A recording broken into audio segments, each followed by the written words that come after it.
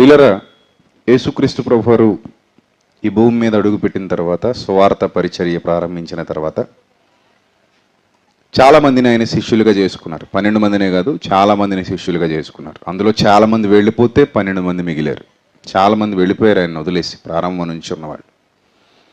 కేవలం 12 మందిని శిష్యులుగా చేసుకున్నారనుకుంటే పొరపాటు.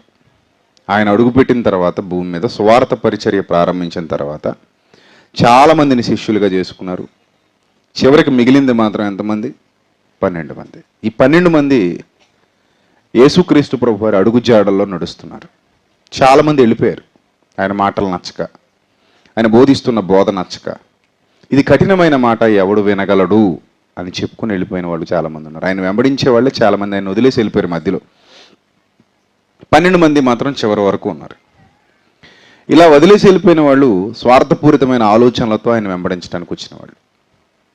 వాళ్ళకి దేవుని ఉద్దేశాలు తెలియదు, దేవుని కోసం కష్టపడడం తెలియదు, దేవుని కోసం బ్రతకడం తెలియదు, దేవుని కొరకు యథార్థంగా జీవించడం తెలియదు.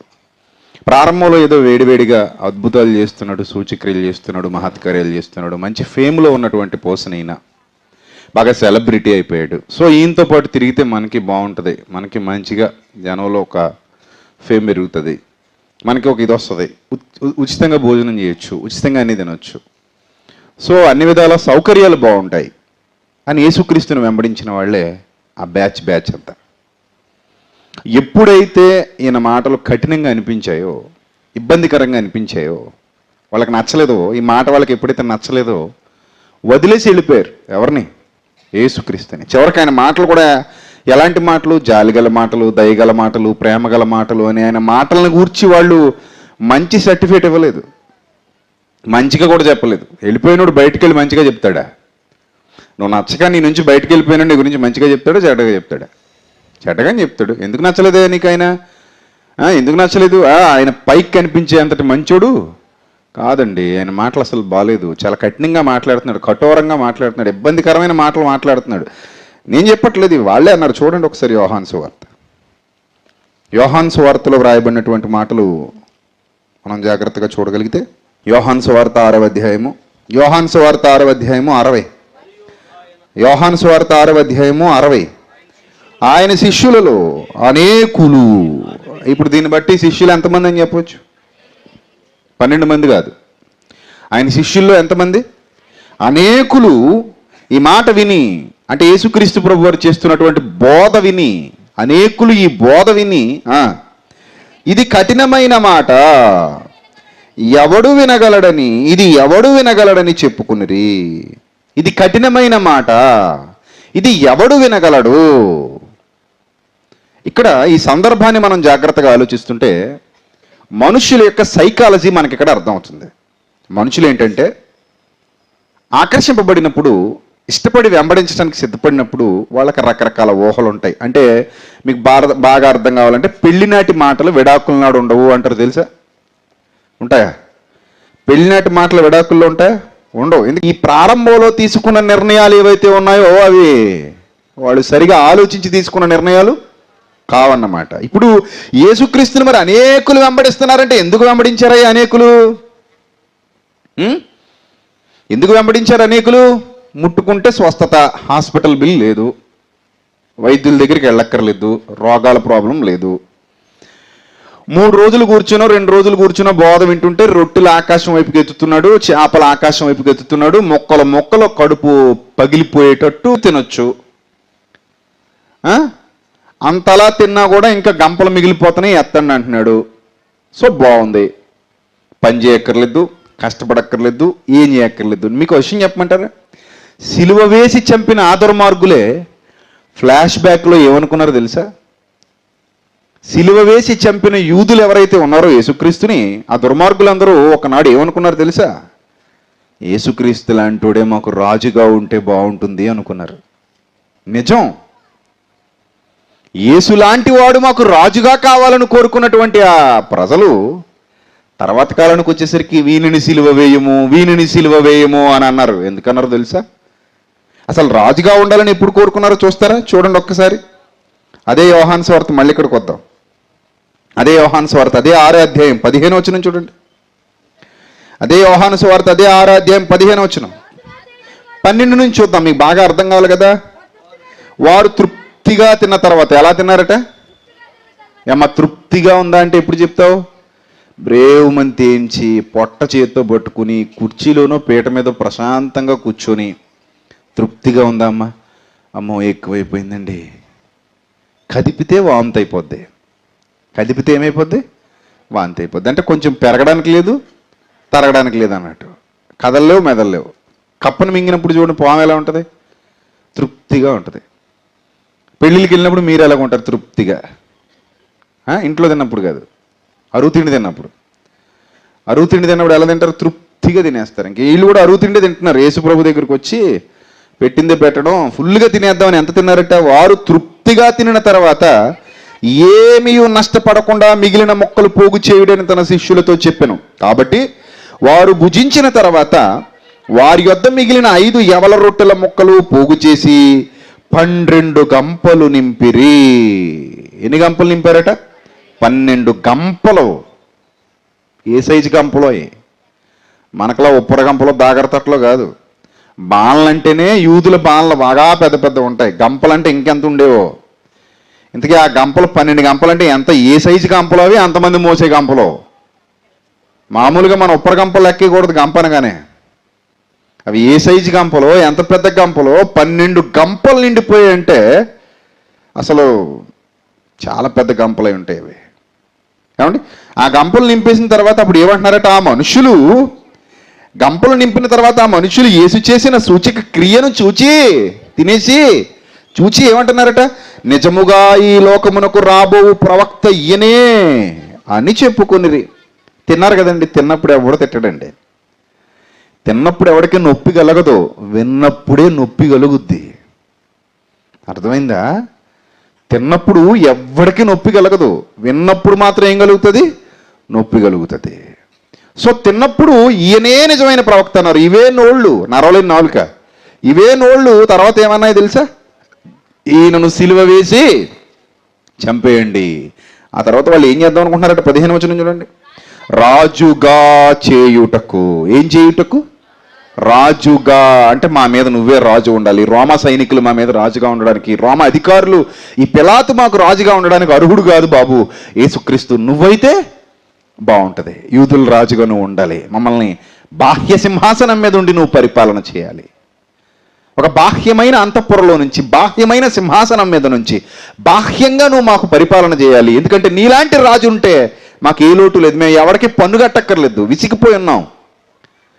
మేము వ్యవసాయం చేయక్కర్లేదు, చేపలు పట్టక్కర్లేదు, ఏ పని చేయక్కర్లేదు, ఏ రాజుకి కప్పం చెల్లించక్కర్లేదు. సో నువ్వే మాకు రాజు అయితే మాకు ఏ సమస్య ఉండదు. ఫ్రీగా ఫుడ్ పెడతావు, ఫ్రీగా అన్నీ చూసుకుంటావు, ఫ్రీగా వైద్యం చేసుకుంటావు. సో ఫ్రీగా చేసే రాజు అంటేనే మాకు ఇష్టం. ఇప్పటికే కూడా చూడండి, ప్రజలు ఎవరికి ఓటేస్తారు? ఫ్రీ, అన్నీ ఫ్రీగా ఇచ్చేయాలి, అన్నీ ఫ్రీగా ఇచ్చేయాలి, ఫ్రీ పథకాలు పెట్టాలి, ఫ్రీగా వైద్యం చేయించాలి, ఫ్రీగా భోజనం పెట్టాలి, ఫ్రీగా అన్నీ ఇవ్వాలి. అలా ఫ్రీగా చేసేవాళ్ళు అంటే ఇప్పటికీ మనందరికీ చాలా ఇష్టం. అందుకే ఏం గుద్దేస్తాం? ఓట్లు గుద్దేస్తాం. సో వీళ్ళు ఫ్రీగా చేస్తున్నాడు అన్నందుకు యేసుక్రీస్తును బాగా ఇష్టపడ్డారు. అర్థమవుతుందా? కేవలం ఫ్రీగా చేస్తున్నాడు అన్నందుకే బాగా ఇష్టపడ్డారు. ఏమాత్రం ఫ్రీగా ఇవ్వడు అని తెలిస్తే ఇష్టపడతారా? ఇష్టపడరు. చూడండి ఇప్పుడు ఏం జరిగిందో.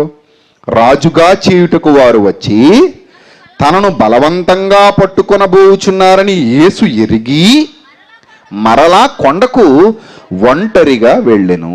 అంటే ఇప్పుడు యేసుక్రీస్తుని ఏం చేయాలనుకున్నారట? వాళ్ళు రాజుని చేసేయాలి అనుకున్నారు. చూసారా? సడన్గా ఆయన ఏం చేసేయాలనుకున్నారు?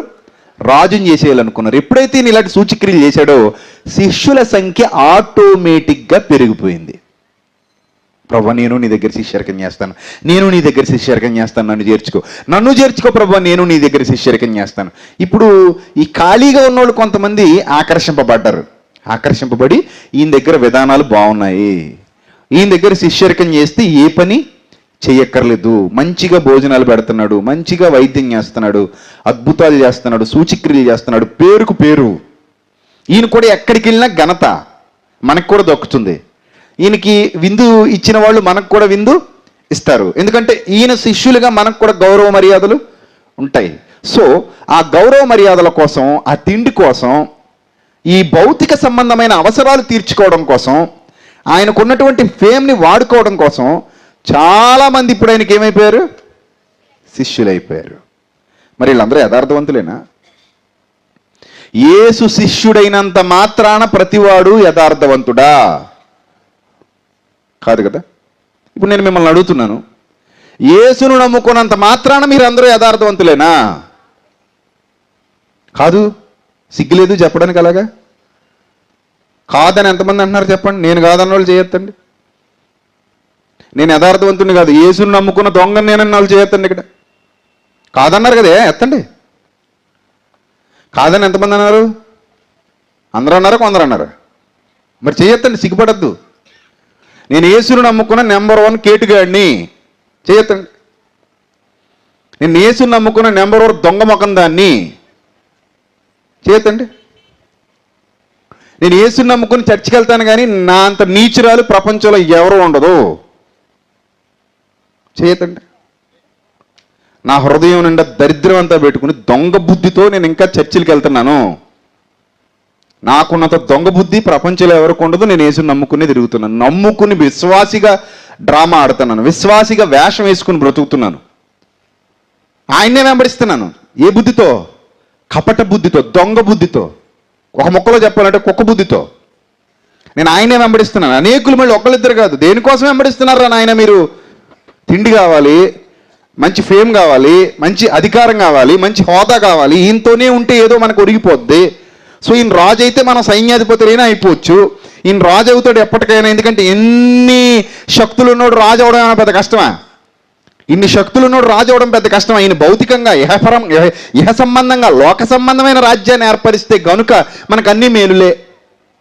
ఇప్పుడు చూడండి, చాలామంది పాదయాత్ర ఎవరైనా నాయకుడు చేస్తున్నాడు అనుకోండి, కూడా నడిచేస్తుంటారు.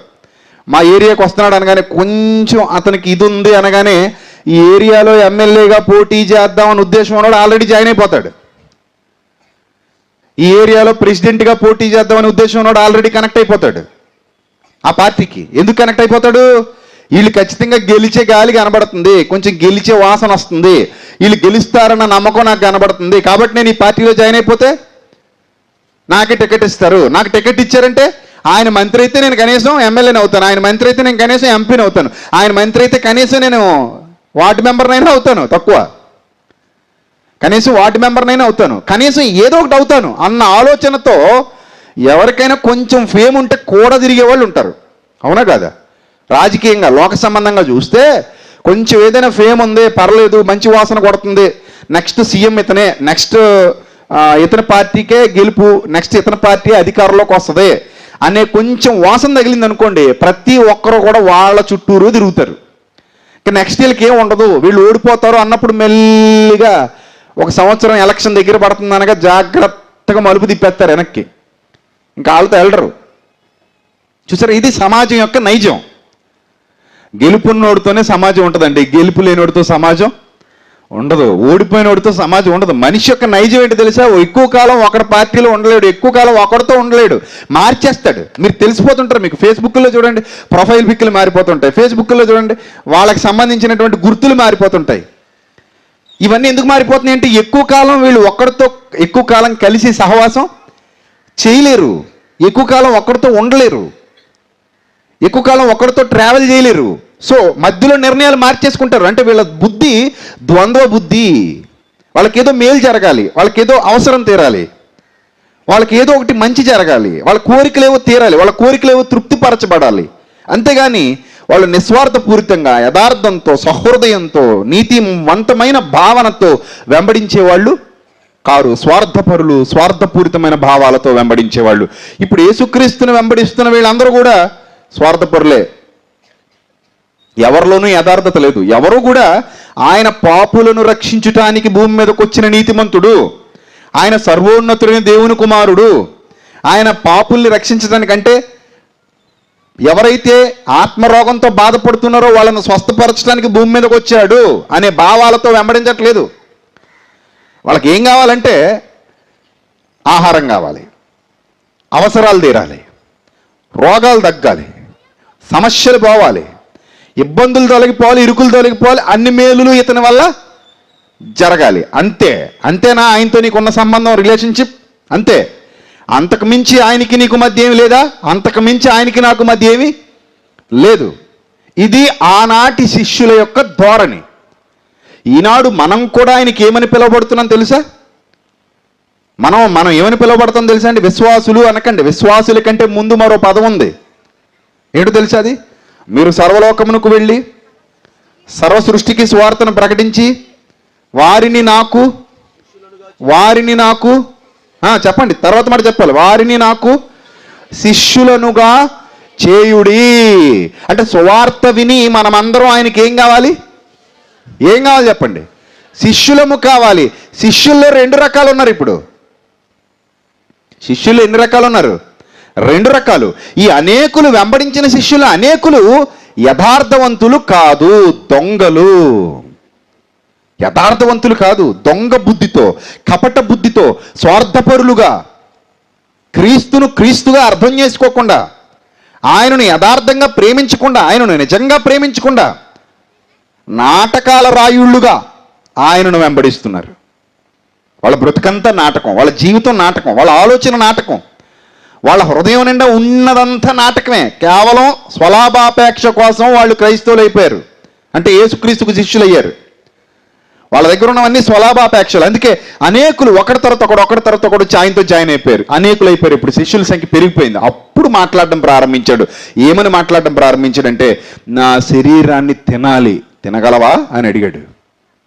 నా రక్తం తాగలవా అన్నాడు. అమ్మో, ఇన్నాళ్ళు రొట్టెలు పెడుతుంటే, చేప ముక్కలు పెడుతుంటే బాగున్నాయి కదా, రొట్టెలు తిందాం, చేపలు తిందాం అని వచ్చాం. ఈయన ఏమంటున్నాడు? నా శరీరము తిని నా రక్తము త్రాగువాడే నిత్య జీవము గలవాడు అంటున్నాడు. అంటే ఇప్పుడు ఈయన శరీరాన్ని మనం ఎలా తింటామయ్యా? ఈయన రక్తాన్ని మనం ఎలా తాగుతాం? పరీక్ష. చూసారండి వీళ్ళ బతుకులంతే. ఇది కఠినమైన మాట అండి. అమ్మో, రక్తం తాగమంటున్నాడు, శరీరం తినమంటున్నాడు. శరీరం ఎలా తింటామండి మనం? ఆయన శరీరం మనం ఎలా తింటాం అంటే వీళ్ళ ఉద్దేశాలు తెలుసుకోవటానికి యేసుక్రీస్తు మాట అన్నాడండి. ఆయన అంత గోప్యంగా బోధించవలసిన అవసరం లేదు. విడమరిచి చెప్పేస్తే ఈజీగానే అర్థమైపోద్ది. ఆయన శరీరం తినడం అంటే ఏంటో, ఆయన రక్తం తాగడం అంటే ఏంటో విభజించి ఉపదేశించాడు అనుకోండి, చాలా ఈజీగా అర్థం చేసుకోవచ్చు. కానీ యేసుక్రీస్తు అలా చెప్పకుండా కొంచెం మర్మంగా మాట్లాడారు. ఎందుకు అలా మర్మంగా మాట్లాడారంటే ఇది పరీక్ష. ఇక్కడ తేలిపోవాలి, ఎవడు వికెట్ రాలిపోతుందో, ఎవడు నిలబడతాడో ఇక్కడ తేలిపోవాలి కాబట్టి కొంచెం మర్మంగా మాట్లాడడం ప్రారంభించారు. మర్మంగా మాట్లాడడం అంటే ఏమన్నారంటే, నా శరీరాన్ని తిన్నవాడికే నిత్య జీవితం, నా రక్తం తాగినవాడికే నిత్య జీవితం. అప్పుడు వాళ్ళు చూడండి, వాళ్ళు ఎంత క్రూరంగా ఆలోచిస్తున్నారంటే, యూదులు ఈయన తన శరీరమును ఎలాగూ తిననీయగలడని ఒకడితో ఒకడు వాదించిరి. ఏం చేసిరి? వాదన. దేనికి నాయన వాదన మీకు? ఒక వ్యక్తి నిలబడి, యేసుక్రీస్తు ప్రభు నిలబడి, నా శరీరమును తిని నా రక్తము తాగువాడే నిత్య జీవము గలవాడు అన్న మాట అన్నందుకు ఇప్పుడు వాళ్ళ చూపులన్నీ దేని మీద ఉన్నాయి? ఈ ఫ్లెష్, ఈ బాడీ, ఈ ఫ్లెష్ అంటే ఈ శరీరం, ఈ మాంసం మీద ఉన్నాయి. ఇప్పుడు వాళ్ళ ఉద్దేశం ఏంటంటే, అరే యేసుక్రీస్తు ప్రభు వారి బాడీని ఎలా తినడం? ఏది ఎదురుగా కనబడే వ్యక్తిని ఎలా తినడం? ఫ్రై చేసుకుని తినాలా, కూర వండుకుని తినాలా, ఎగిరేసుకోవాలా, మొక్కలు నరుక్కుని తినాలా? ఆయన శరీరం మనం ఎలా తినగలం అంటే, కుదిరితే తినేద్దామని. సరే, అది అటు ఉంచండి. రక్తం ఎలా తాగాలయ్యా? చక్కెర కలుపుకు తాగాలా, నిమ్మకాయ పిండుకుని తాగాలా? ఎలా తాగాలి రక్తం? రక్తం ఎలా తాగాలి? రక్తం తాగమంటాడు ఏంటండి ఇతను? నీళ్ళు తాగమంటే తాగుతాం, ద్రాక్షరసం తాగమంటే తాగుతాం, ఏదైనా మంచి పానీయం తాగమంటే తాగుతాం. బుద్ధిగా రక్తం తాగమంటాడు ఏంటండి? ఆ రక్తం ఎలా తాగాలి? ఇదొక ప్రశ్న. శరీరం ఎలా తినాలి? ఇదొక ప్రశ్న. ఈ ప్రశ్నలు వచ్చిన తర్వాత ఈయన ఏదో ఆత్మ సంబంధమైన మాటలు మాట్లాడుతున్నాడు, ఈయన ఆత్మ సంబంధి అని ఆయన దగ్గరికి వెళ్ళి, ప్రభువా నీవు మాట్లాడేది ఆత్మ సంబంధమైన మాటలు, ఆ మాటల్లో ఉన్న భావాలు మాకు వివరించు అని అడగాలి. అంతేనా? నిజమైన ఆత్మ సంబంధులు అయితే అలాగే అడగాలి. కానీ వీళ్ళు ఎవరో శరీర సంబంధులు. అందుకే ఇలాంటి వాళ్ళని ఉద్దేశించి బైబిల్ గ్రంథంలో ఒక చక్కటి మాట పౌలు గారితో పలికించాడు దేవుడు పరిశుద్ధాత్మ ప్రేరణతో. ఒకసారి ఆ మాట చూద్దాం. కొరింథీయులకు రాసిన మొదటి పత్రిక 2వ అధ్యాయము. చూడాలి మీ బైబిల్ తెరిచి. కొరింథీయులకు రాసిన మొదటి పత్రిక 2వ అధ్యాయము 14వ వచనం చూడాలి ఏమని వ్రాయబడిందో. కొరింథీయులకు రాసిన మొదటి పత్రిక 2వ అధ్యాయము 14వ వచనం ఏమని వ్రాయబడింది అక్కడ? ప్రకృతి సంబంధి అయిన మనుష్యుడు. ఎవరట? ప్రకృతి సంబంధి అయిన మనుషుడు. అంటే శరీర సంబంధి. ప్రకృతి సంబంధి అంటే అర్థం ఏంటి? శరీర సంబంధి, లోక సంబంధి. ఇంకితనికి జ్ఞానం ఉండదు, మూర్ఖుడు, అస్సలు పట్టించుకోడు. ఆత్మజ్ఞానానికి శరీర జ్ఞానానికి విలువ తెలియనివాడు. ఈ శరీర సంబంధి అయిన మనుషుడు, ప్రకృతి సంబంధి అయిన మనుషుడు దేవుని ఆత్మ విషయములను అంగీకరింపడు. చూడండి, ఏం చేయడట? అంగీకరింపడు. అవి అతనికి ఎలా ఉన్నాయి? వెర్రితనముగా ఉన్నవి. అవి అతనికి ఎలా ఉన్నాయి? వెర్రితనముగా ఉన్నవి. అవి ఆత్మ అనుభవము చేతనే వివేచింపదగును గనుక అతడు వాటిని గ్రహింపజాలడు. ఆత్మ సంబంధి అయిన వాడు అన్నిటినీ వివేచించును అన్నాడు. అంటే ఈ సందర్భాలు మనం చూస్తుంటే ఇప్పుడు ఆయన శిష్యుల్లో 2 వర్గాల వాళ్ళు కనబడుతున్నారు. 1 శరీర సంబంధులు, 2 ఆత్మ సంబంధులు. 1 ప్రకృతి సంబంధులు, 2 ఆత్మానుభవము కలిగిన వారు. యేసుక్రీస్తుని అర్థం చేసుకోవటంలో 2 వర్గాలు మనకు కనబడుతున్నాయి. ఇప్పుడున్న ప్రస్తుత సంఘంలో కూడా యేసుక్రీస్తుని అర్థం చేసుకోవటంలో 2 వర్గాలు మనకు కనబడుతున్నాయి. 1 శరీర సంబంధమైన వర్గం, 2ది ఆత్మ సంబంధమైన వర్గం. 1 శరీర సంబంధంగా ఆయన వెంబడించే గుంపు, 2 ఆత్మ సంబంధంగా ఆయన వెంబడించే గుంపు. ఏ గుంపులో ఎక్కువ మంది ఉంటారు? మీ కామన్ సెన్స్, మీకు ఒక జీకే క్వశ్చన్ చెప్పండి. ఏ గుంపులో ఎక్కువ మంది ఉంటారు చెప్పాలి, మీరే చెప్పాలి నాకు. లోకం అంతటినీ దృష్టిలో పెట్టుకుని, లోకంలో జరుగుతున్న సభలన్నింటినీ దృష్టిలో పెట్టుకుని, లోకంలో ఉన్న సంఘాలన్నింటినీ దృష్టిలో పెట్టుకుని ఏ గుంపులో ఎక్కువ మంది సభ్యులు ఉంటారు? యేసును వెంబడించే 2 గుంపుల్లో ఏ గుంపులో ఎక్కువ మంది సభ్యులు ఉంటారు అనే ప్రశ్న మీకు వస్తే మీరు చెప్పండి అమ్మా, ఏ గుంపులో ఎక్కువ మంది ఉంటారు? మీ గుంపులో కూడా ఎక్కువ మంది ఎవరు ఉంటారు? మరే వాళ్ళ గురించి చెప్పేస్తారు, మీ గురించి చెప్పరా? వాళ్ళ గురించి అంటే శరీర సంబంధం. మరి నీ గుంపులో, ఇక్కడున్న మొత్తం టీంలో, ఈ బ్యాచ్లో, ఈ సభ మొత్తంలో ఉన్న వాళ్ళందరిలో, ఈ గుంపు మొత్తంలో ఎక్కువ మంది ఎవరు ఉంటారు చెప్పండి? ఆత్మ సంబంధుల మీరు అందరూను? ఆత్మ సంబంధులా? ఇటు మీరు ఎవరు? మరి ఎవరు చెప్పండి? సిగ్గుపడకూడదు. వాక్యం దగ్గరికి ఎప్పుడు సిగ్గుపడకూడదు. బ్రతుకు మారాలంటే సిగ్గుపడకూడదు, ఒప్పుకోవాలి. అంతే కదా? ఒప్పుకుంటేనే క్షమించబడతాం, తప్పు దిద్దుకుంటే ఆయనకు దగ్గర అవుతాం. ఒప్పుకోపోతే, కప్పుకుంటే క్షమాపణ పొందాం, దిద్దుకోపోతే నాశనం అయిపోతాం. కాబట్టి ఇక్కడ 2 వర్గాలు మనకు కనబడుతున్నాయి. నెంబర్ 1 శరీర సంబంధులు అనేకులు ఉన్నారు. ఎంతమంది అట వాళ్ళు? అనేకులు. ఆత్మ సంబంధులు చాలా తక్కువ మంది. అందులో కూడా మళ్ళీ ఒకడు రాలిపోయాడు. వాడి చరిత్రలో కూడా వెళ్తాం. ఈ తక్కువ మందిలో కూడా మళ్ళీ ఒకడు ఏమైపోయాడు? రాలిపోయాడు, ఉండలేకపోయాడు, మొత్తం మీద తప్పించుకొని దూరేశాడు. ఎలా దూరాడో కానీ కొంచెం అప్పుడే రాలిపోవలసినోడు తప్పించుకొని దూరేశాడు. కానీ చివరికి ఏమైపోయాడు? రాలిపోయాడు. ఇప్పుడు జాగ్రత్తగా ఆలోచించండి. యేసుక్రీస్తు శిష్యుల్లో 2 రకాలు మనకు కనబడుతున్నారు. మొదటి రకం ప్రకృతి సంబంధులు, 2వ రకం ఆత్మ సంబంధులు. మొదటిగా ఉన్నవాళ్ళు అనేకులు, 2వదిగా ఉన్నవాళ్ళు తక్కువ మంది ఉంటారు. దీన్ని బట్టి మనకి ఏమర్థమవుతుందంటే సభకొచ్చి ముసుగేసిన వాళ్ళందరూ నీతిమంతులు కాదన్నమాట. సభకొచ్చి తెల్ల ప్యాంటు తెల్ల సొక్క వేసుకుని బైబిల్ పట్టుకుని కూర్చున్న వాళ్ళందరూ నీతిమంతులు, యేసుక్రీస్తుకి ఇష్టమైన వాళ్ళు కాదన్నమాట. వాళ్ళందరూ యేసుక్రీస్తు కోసం ఏదైనా చేయటానికి సాహసించేటువంటి మనస్తత్వాలు కలిగిన వాళ్ళు కాదన్నమాట. ఇవి మనకు అర్థమైపోతున్నాయి. ఇప్పుడు చూడండి ఏం జరిగిందో. అప్పుడు ఆయన శిష్యుల్లో అనేకులు ఒకరితో ఒకరు వాదించిరి. 53వ వచనం. కావున యేసు ఇట్లనెను, మీరు మనుష్య కుమారుని శరీరము తిని ఆయన రక్తము త్రాగితేనే కానీ మీలో మీరు జీవము గలవారు కారు అన్నాడు. మళ్ళీ డౌట్ పట్టేసుకుంది. మొన్నటి వరకు చేప ముక్కలు పెట్టాడు, రొట్టె ముక్కలు పెట్టాడు, ఇప్పుడు ఏంట్రా నాయన శరీరం తినమంటాడు, రక్తం తాగమంటాడు. ఇది ఎక్కడ గొడవ? చేప ముక్కలు పెట్టాడని వెంబడించడం మొదలెట్టాం. శరీరం తినమంటే వెంబడించలేం. ఇదేమన్నా మేక మాంసమా, గొర్రె మాంసమా తినేయడానికి? కాదు కదా. ఈయన మాంసం తినమంటాడేంటి మమ్మల్ని, ఈయన రక్తం తాగమంటాడేంటి మమ్మల్ని అని. చూసారా, ప్రకృతి సంబంధులు. వాళ్ళకి ఇంకా అర్థం కావండి. ప్రకృతి సంబంధి అంటే వాళ్ళకి దేవుని జ్ఞానం ఎప్పటికీ అర్థం కాదు. సో ఈ ప్రకృతి సంబంధులు ఆయన అపార్థం చేసుకుని, ఆయన మాటలను అర్థం చేసుకోలేక ఆయన్ని వెంటనే అపార్థం చేసేసుకుని వాళ్ళలో వాళ్ళు వాదనకు దిగిపోయారట. వాళ్ళలో వాళ్ళే వాదనకు దిగిపోయారు. వాదనకు దిగిపోయి చివరికి ఆ పరిస్థితి చూడండి ఎలా మారిందో. ఆ పరిస్థితి చూడండి ఎలా మారిందో. 60 వచనం ఇప్పుడు చూడండి. ఆయన శిష్యులలో అనేకులు ఈ మాట విని, ఆయన శిష్యులు అనేకులు ఈ మాట విని, ఇది ఏ మాట? కఠినమైన మాట. అమ్మో, ఇలాంటి బోధ మనం వినలేమండి. మనం ఏదో ఊహించుకుని ఇక్కడికి వచ్చాం, కానీ ఈ బోధ ఎలా ఉంది? చాలా కఠినంగా ఉందండి. ఊరికే వచ్చేస్తాయండి కావాల్సినవన్నీ మనకి. ఊరికే వచ్చేస్తాయా? 500 కాగితం ఊరికే వస్తుందా? కష్టపడితే వస్తుందా? 500 కాగితం ఊరికే వస్తుందా చేతికి? ఎంత కష్టపడాలి. ఉదయం నుంచి సాయంత్రం వరకు ఎండలో మరిగిపోతే తప్ప ఏమి రావు? 500 రావు. కష్టపడకుండా ఏది రాదు. పెద్దలు చెప్పే మాట, కష్టపడకుండా ఏది రాదు. మరి వీళ్ళు ఏమంటున్నారు? ఇది కఠినమైన మాట అండి, ఎవడు వినగలడు? ఈ బోధ ఎలా ఉంది?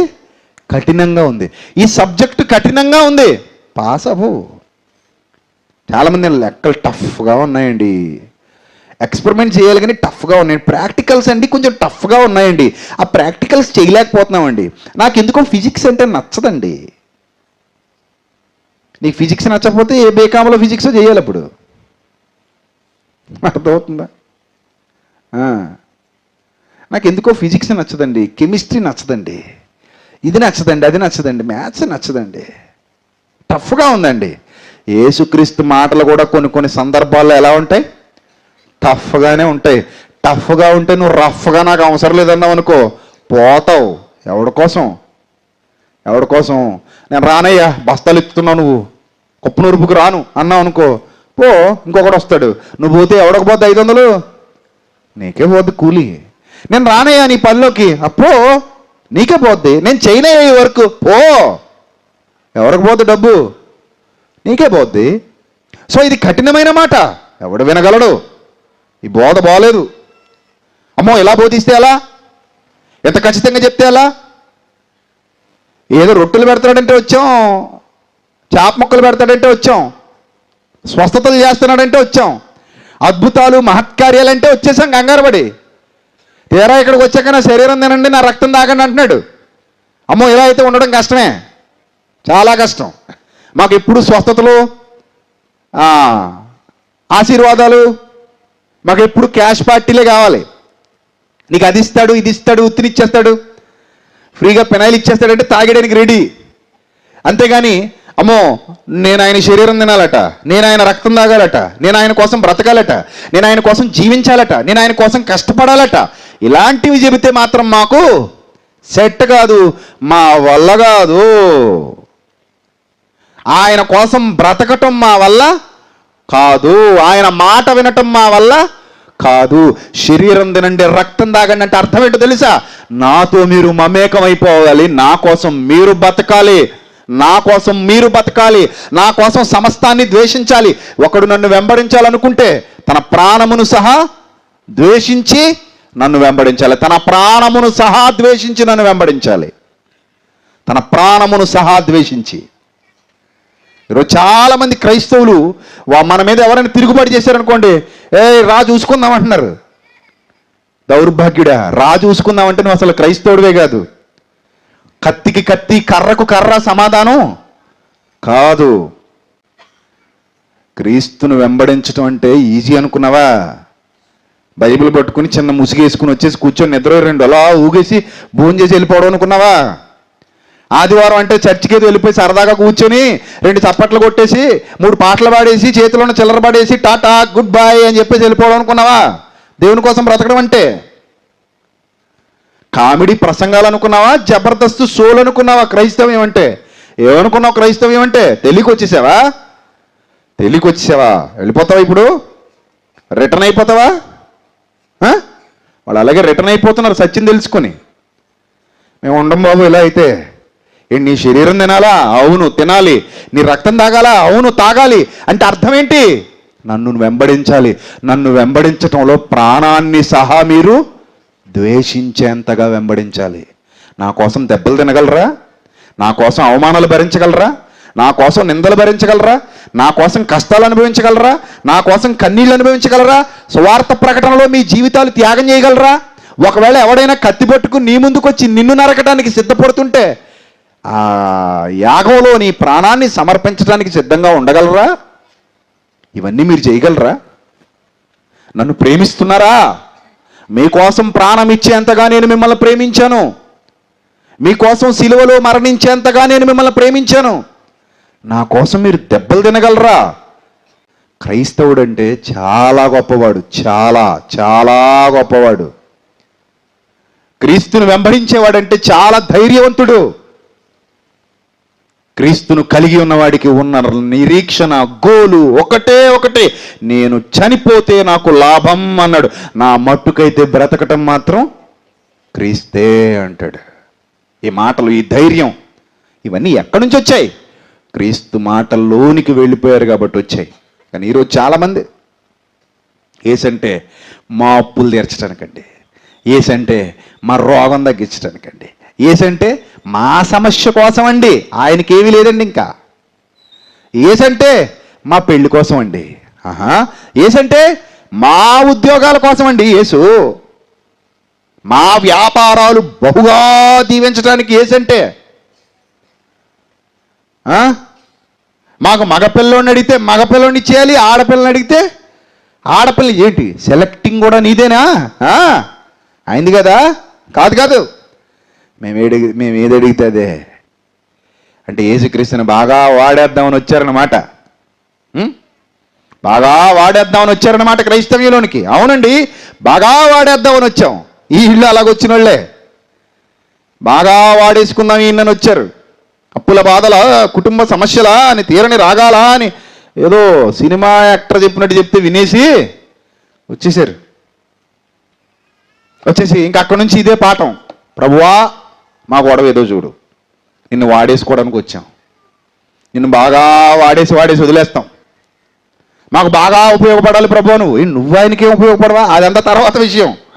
ప్రభువా నువ్వు మాకు బాగా ఉపయోగపడాలి, మా గొడవ ఏదో చూడు, మమ్మల్ని విదేశాలకు పంపించు, మాకు ఉద్యోగాలు రప్పించు, మా అప్పులు నువ్వు తీర్చు, మా సమస్యలు కూడా నువ్వే చూడు, చివరికి గేదె పాలు ఇవ్వకపోయినా నువ్వే చూడాలి ప్రభువా. గడ్డి కూడా ఆయనే కోసి రావాలా ఏంటి?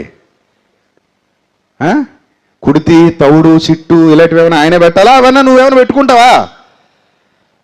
అవేమైనా పెట్టుకునే ఉద్దేశం ఉందా? చివరికి ఆయన్నే పెట్టమంటావా? ఈ రోజుల్లో ప్రార్థనలో మీరు వినాలి, అయ్యగారు గేదె పాలు ఇవ్వట్లేదండి, అయ్యగారు ప్రార్థనలో పెట్టండి.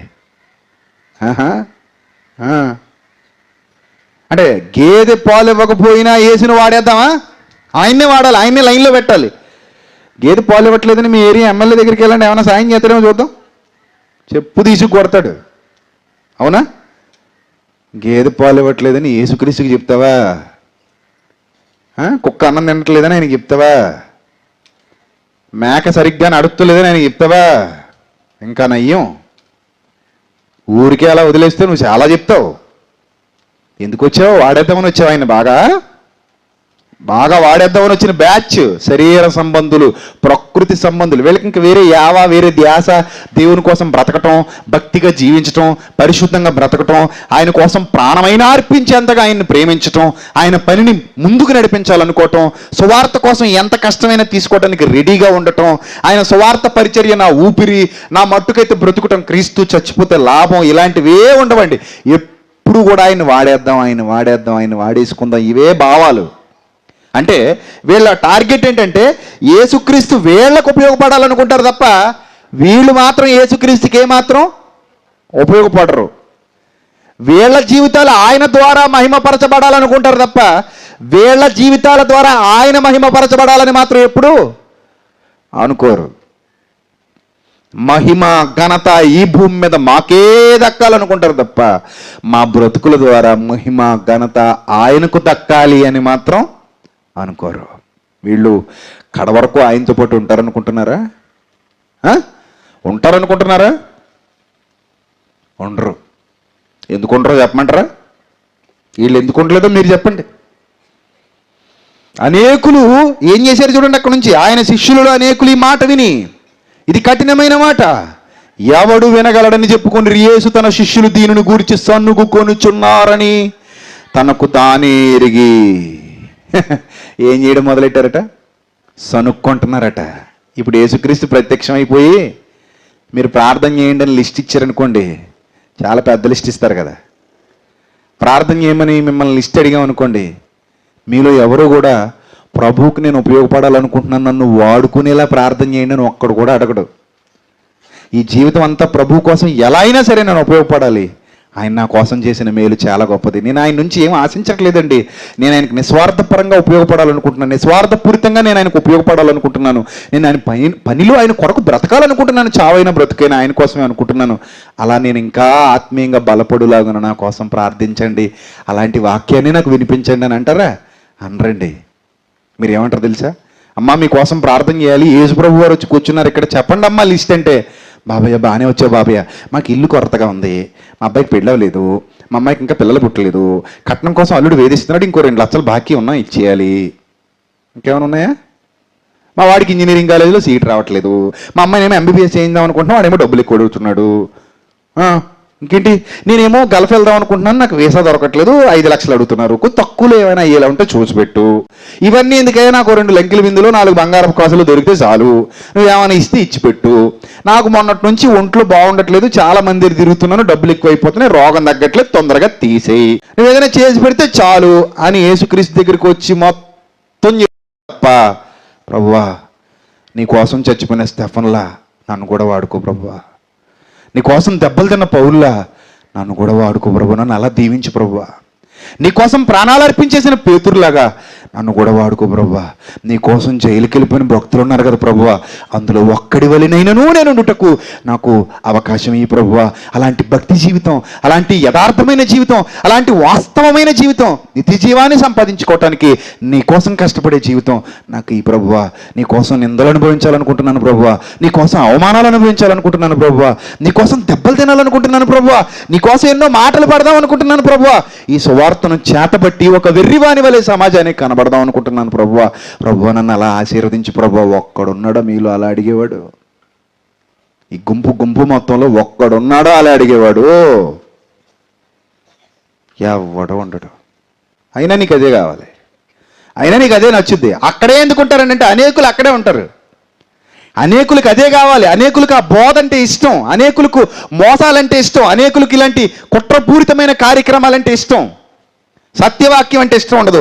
యేసుక్రీస్తు మాట వినగానే అనుకున్నారట, అమ్మో కష్టం అండి, ఎవడు వినగలడండి మాటలు, అమ్మో ఇంత ఖండితంగా అంటే మన వల్ల కాదండి, ఈ భక్తి మనం చేయలేమండి, ఈ విధమైన జీవితం మనం జీవించలేమండి, మనకి ఇలా 2 పడవల మీద కాలేస్తేనే బాగుందండి, మెల్లిగా పోతున్నాం, అటు ఇటుగా ఉంటేనే చక్కగా ఉంటుందండి నులివెచ్చని స్థితి, మరీ వెచ్చగా ఉండాలంటే కాలిపోతామని ఉండలేము.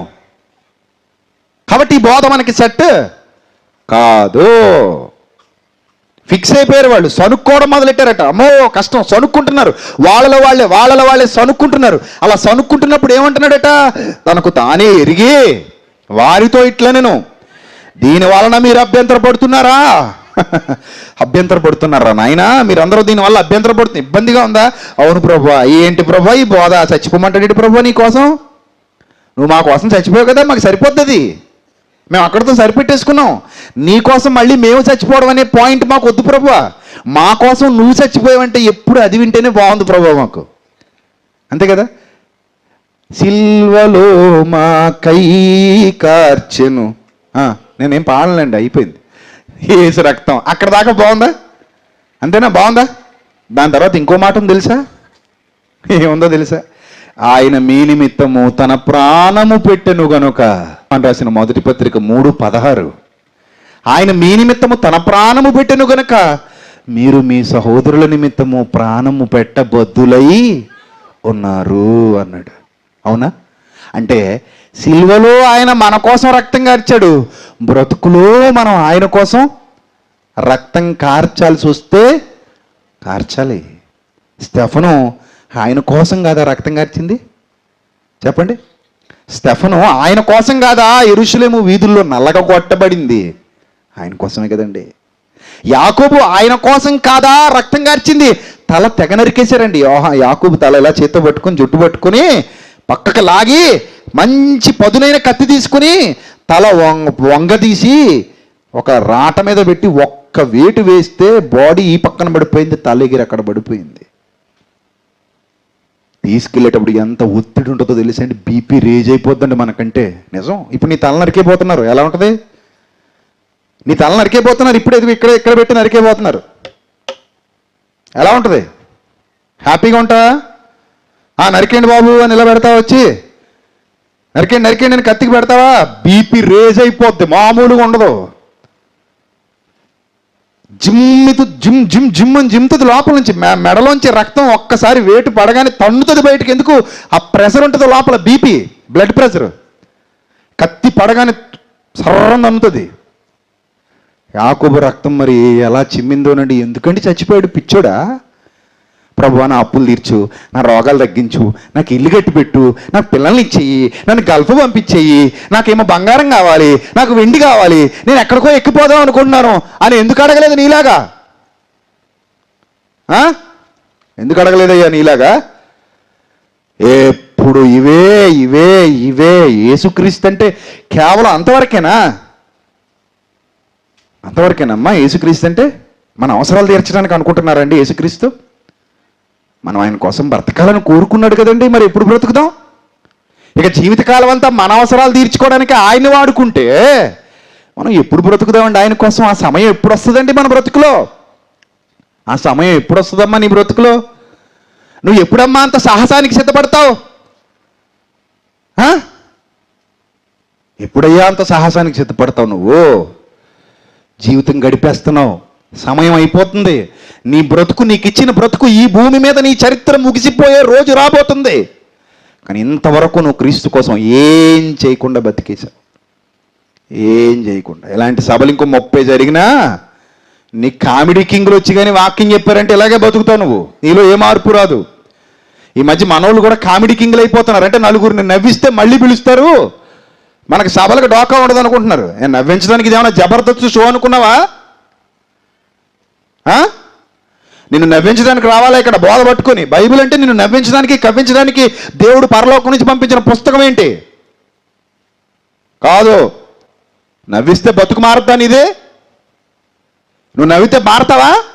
అంటే నవ్వించి కవ్వించి నిన్ను బాగా సంతోషపెట్టి పంపించాలంటే ఇక్కడ నుంచి అలాంటి దౌర్భాగ్యపు బోధలు వినటానికి ఇష్టపడకండి.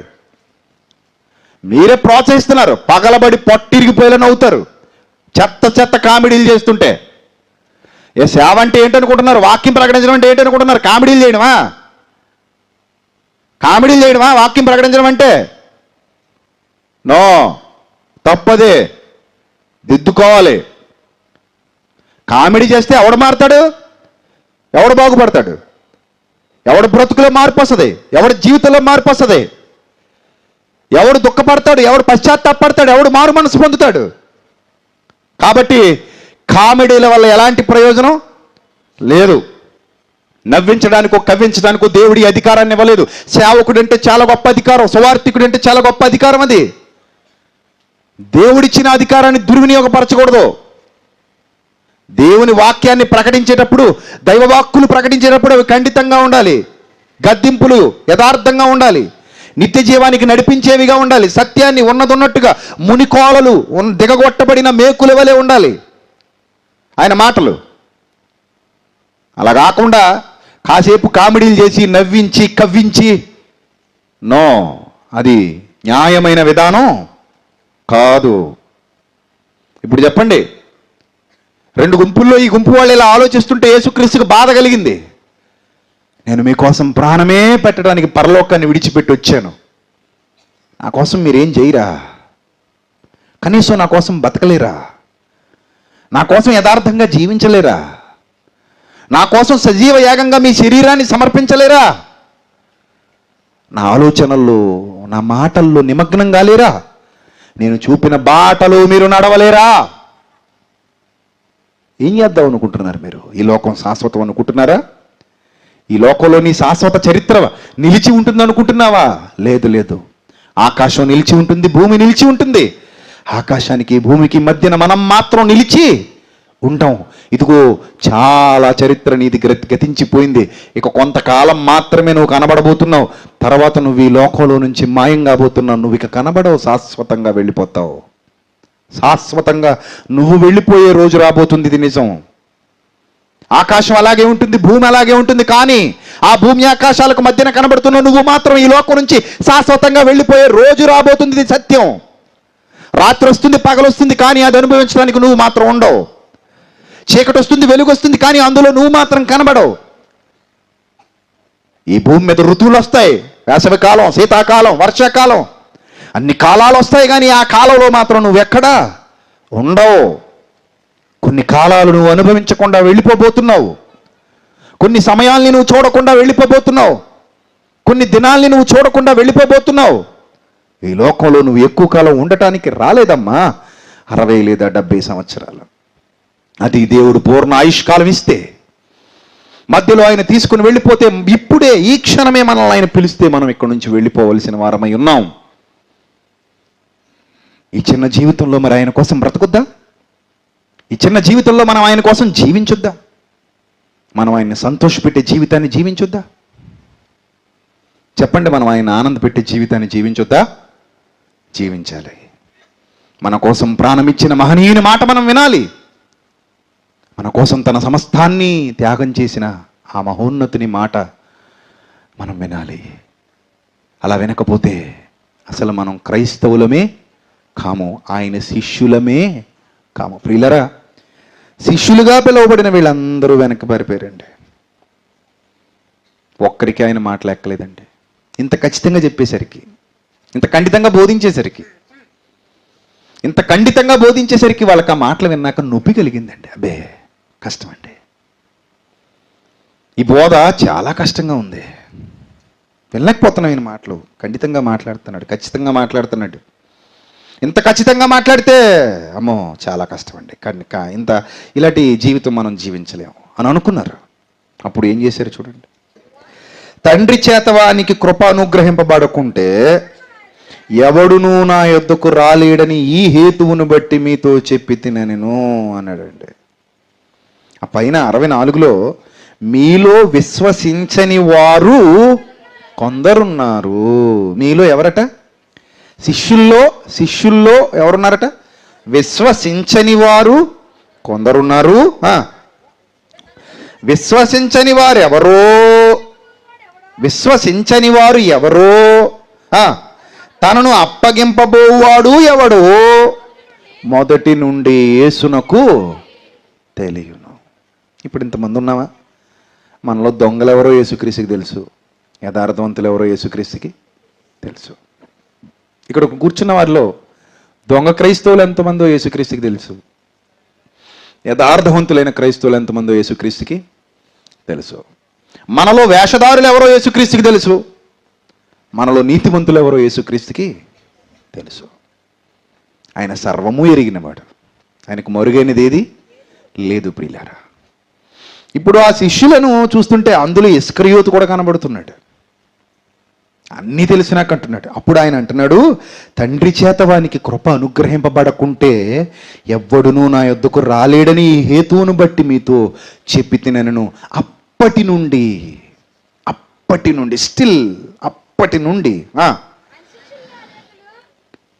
ఇప్పటి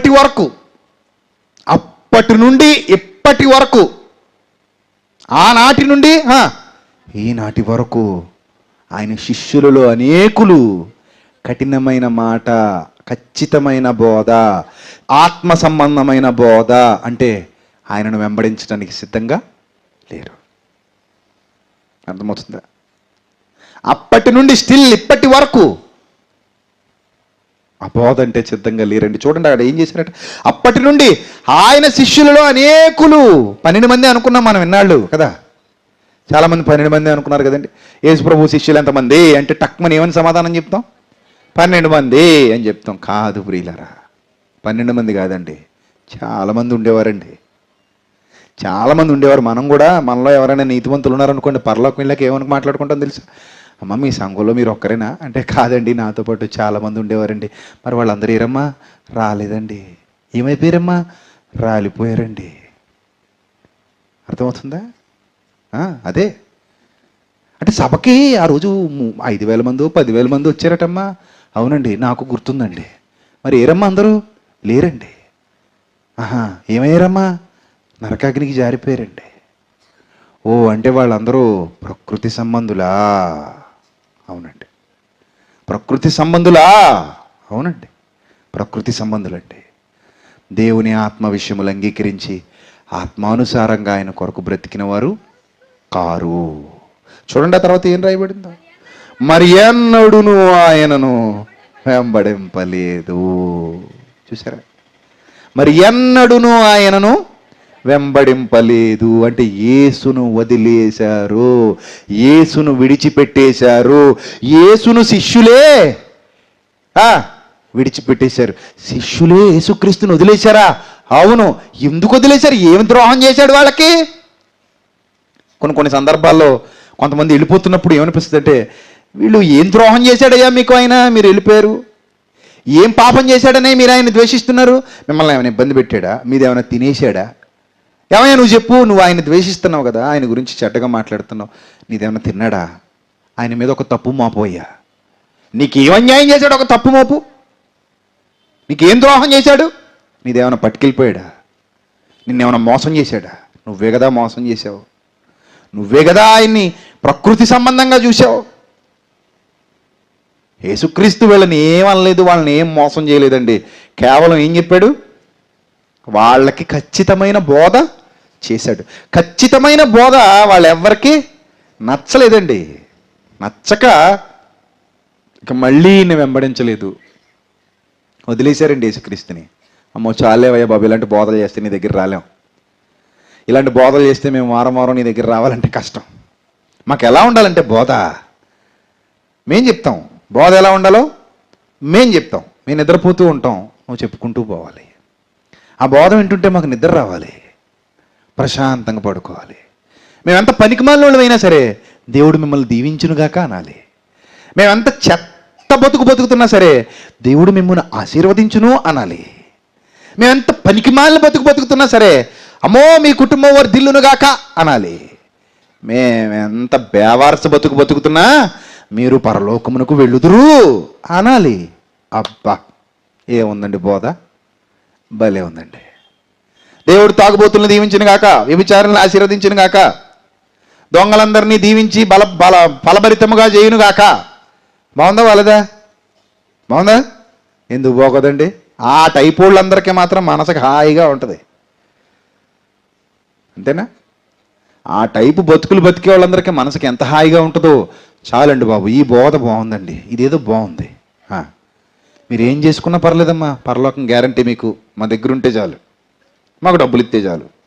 బాగుందా? అమ్మో ఇది ఇంకా బాగుంది, ఎంత ఇమ్మంటారు అయ్యగారు పరలోకానికి? 1000 ఇమ్మంటారా, 2000 ఇమ్మంటారు, ఒకసారి కొట్టేస్తాం. ఇన్స్టాల్మెంట్ పద్ధతి కూడా ఉండదు మళ్ళీ. వాళ్ళు వెళ్ళిపోయారండి, వద్దనుకున్నారండి. బాబు యేసుక్రీస్తు నీకు దండం, నీకు మాకు సెట్ అవ్వదు, నీకు మాకు సూట్ అవ్వదు, సో మాకు నువ్వు నచ్చలా, మాకు నువ్వు నచ్చలా, కాబట్టి మేము నిన్ను వదిలేసి వెళ్ళిపోతున్నాము. అనేకులు ఆయనను వెంబడింపలేదు కాబట్టి యేసు మీరు కూడా వెళ్ళిపోవాలనుకుంటున్నారా అని అడిగాడు. ఎవరిని? మిగిలిన వాళ్ళని అడిగాడు, మీరు కూడా వెళ్ళిపోవాలనుకుంటున్నారా అని 12 మందిని అడుగగా మొత్తం అందరూ పోయారండి. అనేకులు రెండు వర్గాలు అయిపోయాయి. 2 వర్గాలు అనేకులు అందరూ పక్కకు పోయారు. ఇక మిగిలిన వాళ్ళు ఎంతమంది? 12 మంది. అందులో మళ్ళీ ఒక దొంగ ఉన్నాడు, వీడికి ఇంకా ఎక్కువ కావాలి, అది పట్టుకుపోదామని ఈడున్నాడు. వీడు కూడా ఏదో యేసు మీద ప్రేమతో ఉండలేదు, ఆ సంచిలో పడి దొంగతనం చేస్తున్నాడు. యేసుప్రభు వారి దగ్గర సంచి ఉంది, డబ్బుల సంచి, ఆ సంచి వీడి దగ్గరే ఉంటుంది. వీడు ఆ డబ్బులో ఉన్న ఆ సంచిలో ఉన్న డబ్బులన్నీ వీడు ఏం చేసేవాడు? దొంగతనం చేసేవాడు. సో ఆ దొంగతనం చేస్తున్నాడు కాబట్టి యేసుప్రభు వారి డబ్బే తినేస్తున్నాడు ఇస్కరియోతు యోధ. కాబట్టి వీడున్నాడు. అప్పుడు ప్రభు అడుగుతున్నారు, ఏమని అడుగుతున్నారు? మీరు కూడా వెళ్ళిపోవాలని ఉన్నారా అని ఆ 12 మందిని అడుగగా సీమోను పేతురు, ప్రభువా ఎవని వద్దకు వెళ్ళమంటావు ప్రభువా? ఎవని వద్దకు వెళ్ళమంటావు ప్రభువా?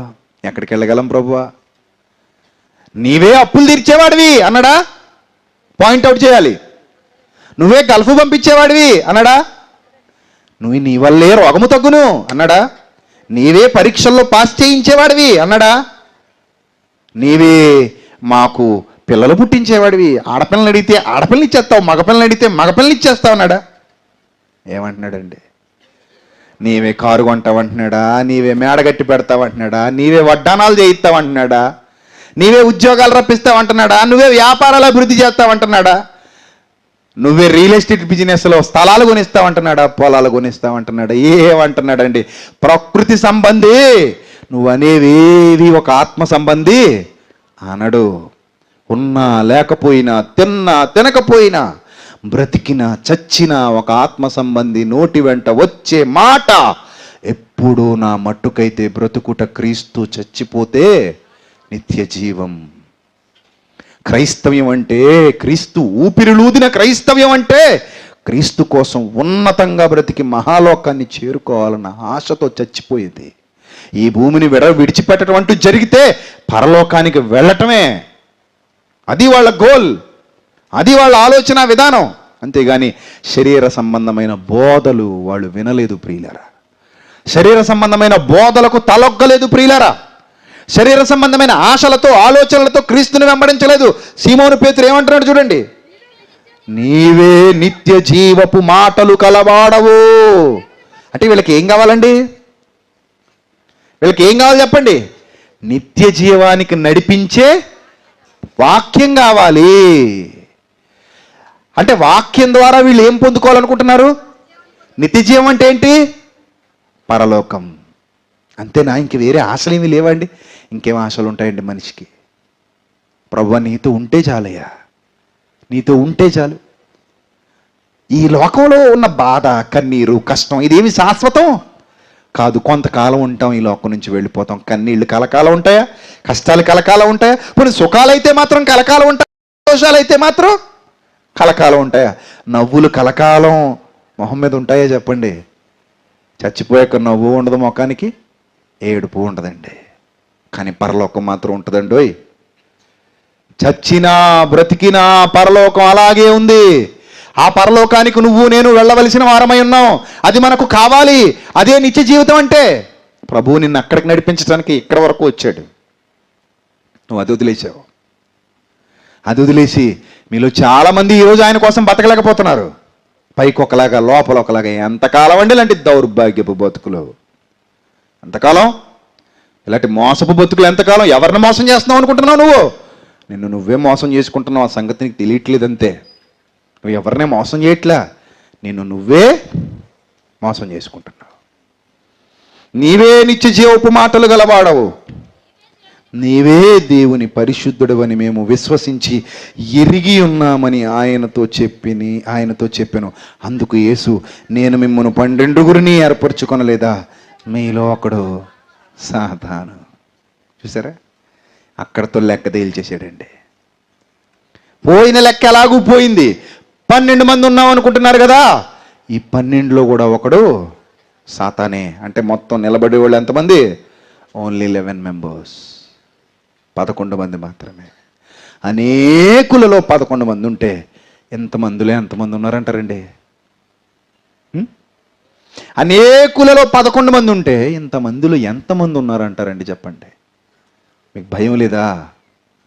చావు రాదనుకుంటున్నారా? మీ పాపాలు చేసుకుంటూ పోతూ ఉంటే ప్రభు మిమ్మల్ని ఇంకా అలా చూస్తూ ఊరుకుంటాడు అనుకుంటున్నారా? కష్టం. ఒకరోజు రాబోతుంది, మీరు సమాధానం చెప్పాలి. ఒకరోజు రాబోతుంది, మీరు చాలా కోల్పోవాలి. చాలా. అప్పుడు ఎక్కడికి పోతారండి? ఏమైపోతారండి? ఆలోచనలో పడండి ప్రియులారా. ఈ రాత్రి సభల మీద సభలు, సభల మీద సభలు జరుగుతూ ఉండటం కాదండి. వందల కొలది ప్రసంగాలు కాదండి మన బ్రతుకుని మార్చేవి. ఒక మాట చాలండి, దేవుని మాట. ఒక్క మాట చాలు. ఆ మాట నీ హృదయంలో నాటుకుపోతే దేవుని కోసం చాలా ఉన్నతంగా బ్రతుకుతావు. చావైన బ్రతుకైనా నీ కోసమే ప్రభువా, ఉన్నా లేకపోయినా నీ కోసమే ప్రభువా, ఏమున్నా ఏమైనా సరే నా జీవితమే నీది ప్రభువా, నీ కోసం వాడుకో ప్రభువా. అనేకుల గుంపులో నేను ఉండాలనుకోవట్లేదు ప్రభువా. 11 మంది వైపులో, 11 మంది నడిచిన మార్గంలో నేను కూడా నడవాలనుకుంటున్నాను ప్రభువా. నన్ను కూడా అక్కడే నడిపించి ప్రభువా. ఇటు పోను ప్రభువా, నేను ఇటు పోలేను ప్రభువా, ఇటు బాలేదు ప్రభువా, నేను కూడా అటే నడవాలనుకుంటున్నాను. ఆ 11 మంది నడిచిన మార్గంలో నన్ను కూడా నడిపించి ప్రభువా అని ప్రార్థించగలిగే మంచి మనసు ఉందా నీకు? నీ హృదయం రెడీ అవుతుందా అలాంటి మాటలు మాట్లాడడానికి? రెడీ అవుతుందా? Are you ready? నీ హృదయం సిద్ధంగా ఉందా అలాంటి మాటలు, అలాంటి ప్రార్థన చేయటానికి? సిద్ధంగా లేదా అంటే నీ హృదయాన్ని దేవునికి ఇవ్వలేదన్నమాట. నువ్వు దొంగ విశ్వాసం అన్నమాట. నువ్వు అనేకుల్లో ఒక్కదానివి, అనేకులో ఒకడివి తప్ప యు ఆర్ నాట్ సెపరేట్. నువ్వు సెపరేట్ అవ్వలేదన్నమాట. నువ్వు ప్రత్యేకింపబడిన దానివి, ప్రత్యేకింపబడిన వాడవు కాదన్నమాట. ప్రియులారా, ఒక్కసారి రాత్రి మిమ్మల్ని మీరు పరీక్ష చేసుకోండి. ఆత్మ సంబంధుల గుంపులో ఉన్నారా, శరీర సంబంధుల గుంపులో ఉన్నారా? ఒక్కసారి పరీక్ష చేసుకోండి. ఇటు ఉంటే కనుక ఖచ్చితంగా నష్టపోతారు. ఎవడు మిమ్మల్ని కాపాడలేడు.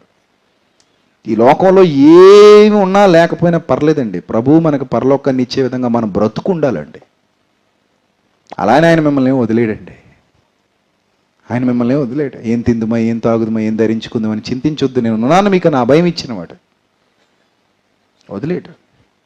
వాటి కోసం వెంపర్లాడితే మాత్రం ఊరుకోడు. వాటి కోసమే మీరు ఆయన చుట్టూ ఉండి ఆయన వాడేసుకుందామని చూస్తే మీకు ఆయన ఏం ఉపయోగపడిపోయే అంత వెర్రివాడు కాదయ్యా దేవుడు అంటే. మనుష్యుడా, దేవుడు వెక్కిరింపబడడు. నువ్వే వెక్కిరింతల పాలు అయిపోతావు ఒక రోజున. నువ్వే సిగ్గుపడిపోయే రోజు రాబోతుంది ఒక రోజున. సిగ్గుపడిపోతావు ఖచ్చితంగా. ఎంత సిగ్గుపడతావో నీకే తెలుస్తుంది. ఈరోజు నువ్వు అనుకుంటున్నట్టు ప్రతిరోజు ఉండదు, మర్చిపోకు. ప్రతిరోజు ఎలాగే ఉంటుంది అనుకోకు, డ్రామాలు ఆడకో. ప్రతిరోజు ఎలా ఉండదు. ఈరోజు ఉన్నట్టు ప్రతిరోజు ఉండదు. ప్రతిరోజు నీకే అవకాశం వస్తుంది అనుకోకు. నీకు నచ్చినట్టు ఎంతకాలం? కొంతకాలమే. నీ పాదం కింద అంటుకున్నంత వరకు, పైకి తేలిపోయిన తర్వాత ఏం చేయలేవు. బొటనవేలు ఆకాశాన్ని చూసే రోజు రాబోతుంది.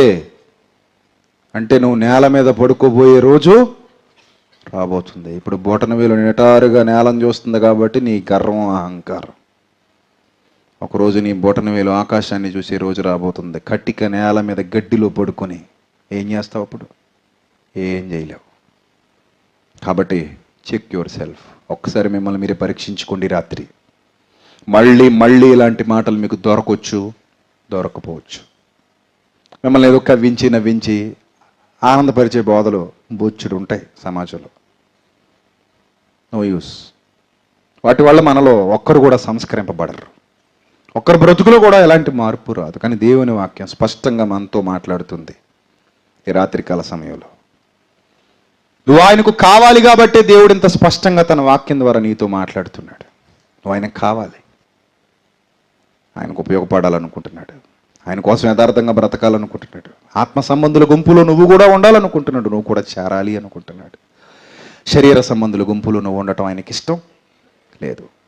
కాబట్టి ప్రియులారా, ఒక్కసారి మిమ్మల్ని మీరే పరీక్షించుకోండి.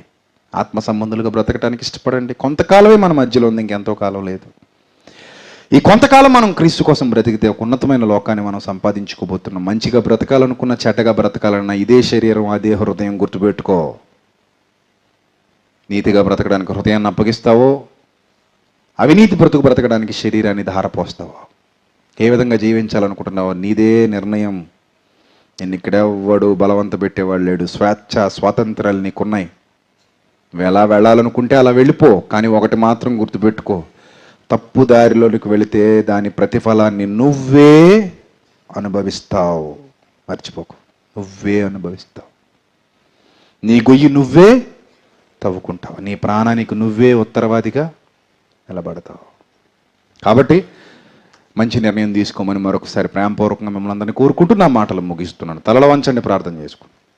క్రీస్తునందు మమ్మల్ని అతి మిక్కిలిగా ప్రేమించిన మా ప్రియ పరలోకపు తండ్రి, ఇప్పటి వరకు విలువైన మీ జ్ఞానాన్ని మీ పిల్లలకు ఉపదేశించడానికి మీరు చేసిన సహాయాన్ని బట్టి స్తోత్రం తండ్రి. ఏమిచ్చి మీ రుణం తీర్చుకోగలం ప్రవ్వా. దయగలిగిన మా దేవా, మీ పిల్లలతో సూటిగా మాట్లాడినందుకు స్తోత్రం ప్రవ్వా.